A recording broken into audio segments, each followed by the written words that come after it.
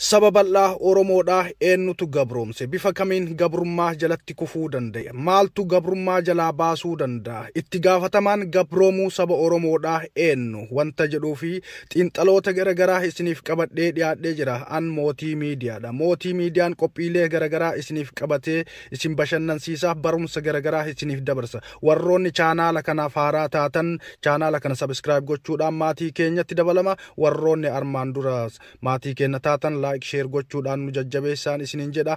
Gaa qophii ajaa'ibaa isiniif qabadhee dhiyaadhee jira. Oromoo fi Oromoo irratti wanta xiinxaleen isiniif qabadhee dhiyaadhee jira. Maaltu Oromoo gabroomse? Itti gaafatamaan gabroomuu Oromoodhaa eenyu?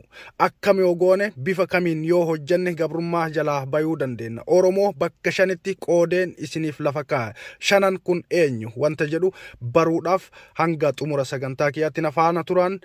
Affeerraa koo yeroo waliif birmannee tokko haa taanu mee tokkummaa lammii koo ilmaan Boorana bareedumaa Oromoon tokkummaa ilmaan Boorana bareedumaa Oromoon tokkummaa.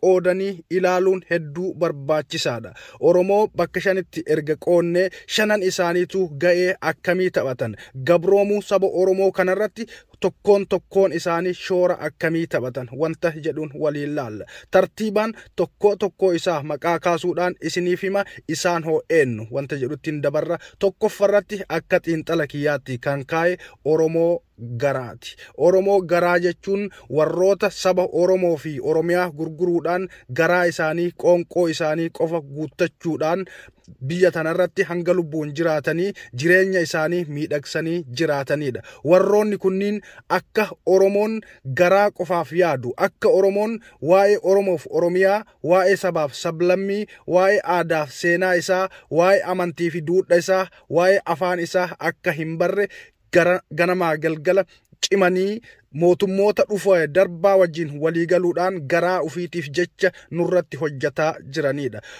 Fakkeenyi warroota garaa Oromoo garaadhaa eenyu jettanii tarii gaafachuun mala. Tokko namoota maqaa kaasuun barbaachisaa yoo hin taanillee walumaa galatti walitti qabee Oromoo garaa kan jedhee fudhadhe Oppidiyoon fakkeenya guddaadha. Oromoo gaaraa isa lammataati. Oromoon gaaraa Oromoon akka gabroomus akka gabrummaa jala turus gabrummaa keessaa akka ba'us akka diinni gamanaa ija itti babaasee ilaalus ga'ee guddaa taphatee jira. Fuuldura Oromoo maal irraan akka ga'u wanni beekamu jiraachuu baatus Oromoon gaaraa Oromoo sabaaf qabsaa'u, Oromoo sabaaf jecha lubbuu isaa dabarsee kenne, Oromoo sabaaf jecha jiraate, Oromoo saba kootiif jiraadheen saba kootiif du'a jedhee bakka garagaraatitti beelaaf qorraan dheebuun aduudhaan dararamaa jirudha. Oromoon gaaraa eenyu jennee fakkeenya kaa'uudhaaf maqaa namaa tarreessuun barbaachisaa ta'uu baatus tarreessina jennus yeroon gahaa waan hin taaneef walumaa galatti fakkeenyi Oromoo gaaraa qabsaa'ota Oromoo warreen gaaratti galanii akka bineensa daggalaa qabbanaa fi aduun itti roobaa Oromoodhaaf qabsaan fakkeenya godhachuun ni danda'ama. Inni sadaffaadhaa Oromoo dharaati. Oromoon dharaa eenyu jettanii gaafachuun keessan waan hin oolle. Oromoon dharaa warroota Oromoo gamanaa gamasii kaabaa kibbaan bahaa dhihaan alaa fi biyya keessaa Oromoo gamanaa gamasii dubbiidhaan walitti xaxanii yeroo hunda shira xaxuudhaan akka Oromoon waliin galle, akka Oromoon naannoon kutaan lagaan gandaan amantii fi wantoota garagaraatiin wal afaan bu'u ganamaa galgala tokkummaan isaanii akka diigamu irratti hojjetanidha. Warroonni kunniin yeroo hunda mootummaa dhufee darbaa hunda walii galanii mallaqa garagaraa argachuudhaan faayidaa garagaraa argachuudhaan akka Oromoon tokko hin taane, akka Oromoon waliin galle, akka Oromoon waliin jiraatee tokkummaa isaa cimsee gabrummaa jaarraa tokkoof walakkaaf nurra ture kana harqoota nurratti daraaree nurratti umrii dheereffataa jiru kana ofirraa cabsee Oromoon hin baaneef ga'ee guddaa taphataa jiran. Warroota kanniiniin xawalwaallee jenna. Maqaa isaanii kaasuun hedduu barbaachisaa miti. Walumaa galatti warroota akkasii kanneen xawalwaalleewwan jennee maqaa isaaniif moggaafna. Afraffaan Oromoo karaati. Oromoo karaa akkuma beektan Oromoon karaa biyyarraa baqatanii biyyoota garagaraa keessatti warroota jiraatan oliif gadi deemu, takka gara biyyaatti galu, takka gara biyyarraa baqatu, jireenya isaanii guutuu deemsaan karaa irratti dabarsan. Oromoon karaa biyya hin qabu. Biyya isaatiifis hedduu hin cinqamu.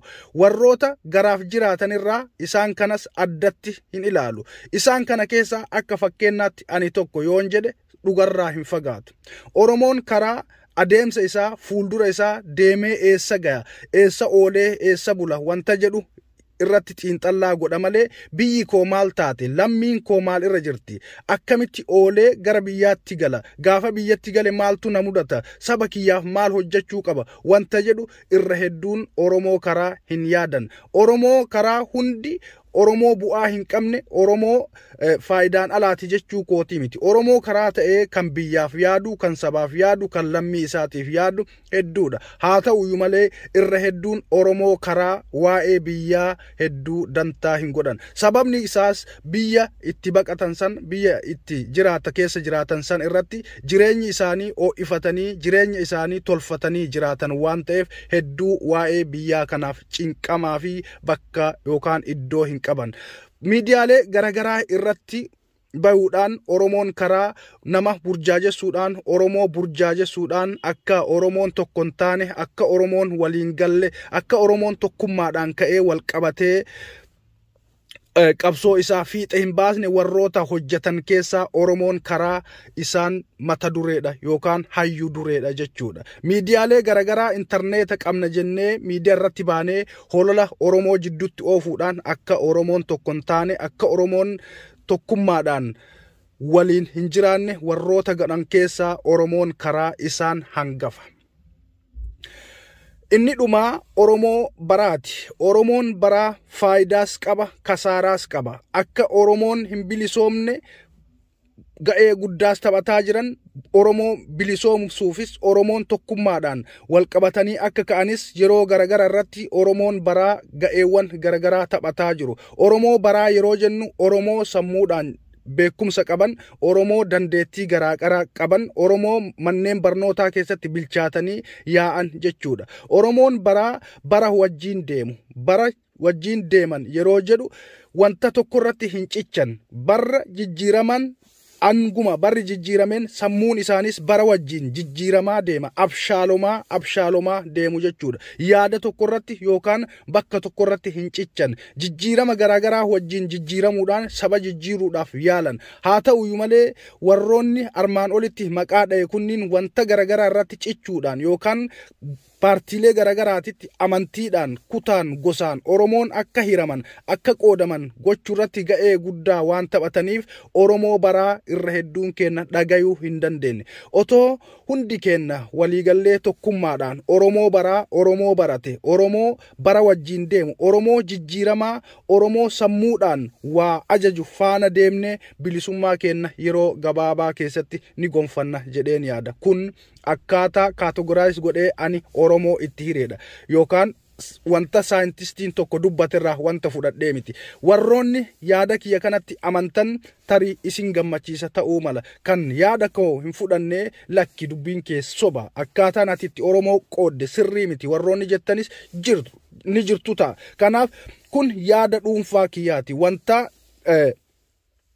qorannaa ani qoradheedha waan ta'eef warroonni yaada kiyyatti galtan komantii naaf kaayaa, warroonni faallaa kanaa jirtanis yaada isinitti dhagahame naaf kaayaan gamanumaaniin isin gaafadha. Egaa dhumarratti Oromoon kana hunda keessaa bayuudhaaf maal gochuu qaba wanta jedhu irratti yaada gabaabaan yeroo dabarsu Oromoo barate, Oromoo hayyoota of keessaa qaban, hayyoota Oromoo yeroo jedhu maqaa isaanii dhayuu baadhus irra hedduun keenya hayyoota Oromoo qaroowwan Oromoodhaa, warroota sabaaf jecha hidhaman, sabaaf jecha dararaman, warroota sabaaf jecha lubbuun isaanii dabarte isaan dhagayuun dirqama keenya. Yoo Oromoo baraa kanniin dhageenye Oromoon gaaraas, Oromoon karaas, Oromoon baraas, Oromoon dharaas wal geennee caayaa tokko jalatti tokkummaadhaan kaanee saba kana gabrummaa jalaa baasuu dandeenya. Yoo kana hin taane ammas jaarraa tokkoof walakkaa biraa gabroomuun wanta nurraa hin hafne. Bilisummaa barbaannaan tokkummaa cibsuudha. Tokkummaa afaanii osoo hin taane tokkummaa qabatamaatu nurraa eegama. Tokkummaa faarsuu eegallee waggaa 50 lakkoofsifnee jirra. Garuu tokkummaan afaanii eenyumaa bilisoomsuu hin danda'u waan ta'eef tokkummaa haqaa, tokkummaa dhugaa irratti hundi keenya bakka jirru haa ciccinuun isiniin jedha. An mootii miidiyaadha kan isin wajjin ture. Qophiilee garaagaraa yeroo biraa hanga walitti deebinutti